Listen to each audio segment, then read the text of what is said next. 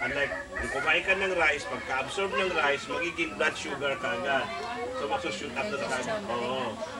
So, maganda siya doon sa nagugutom ng mga diabetics. No? Oo. And of course, yung sinasabi natin yung products of the lactic acid, no? Yung PLA na to, ito yung raw material kung saan ginagamit yung mga biodegradable products like medical sutures, yung pantahe, no? Surgical sutures, yung mga nilalagay sa puso ng mga implants, no? Mga IUD, no? Mga IUD. Mga mahal na kuha niyan, raw material yan dahil ginagamit sa katawan ng tao.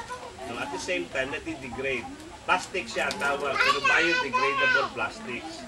Biodegradable plastics. Yan kung bakit kumikita ang corn.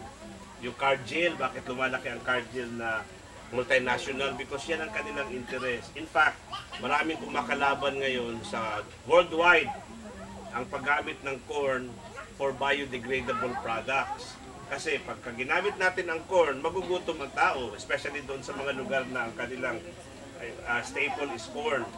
No? Ngayon, since wag na natin gamitin ang corn, gamitin na lang natin yung sago starch.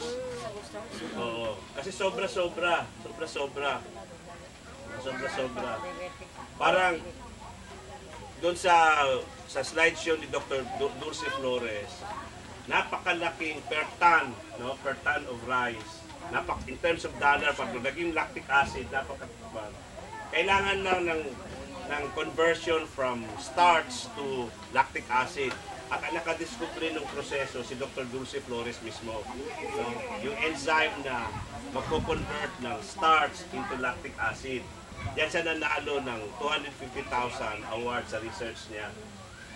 So, kung mapapalago na natin dito, unang-una, sabihin na natin, huwag muna natin isipin yung lactic acid as a food supply na lang. No? As pagkain. Kasi maliban sa espasol, nagagawa siyang candy, nagagawa siyang chiffon cake,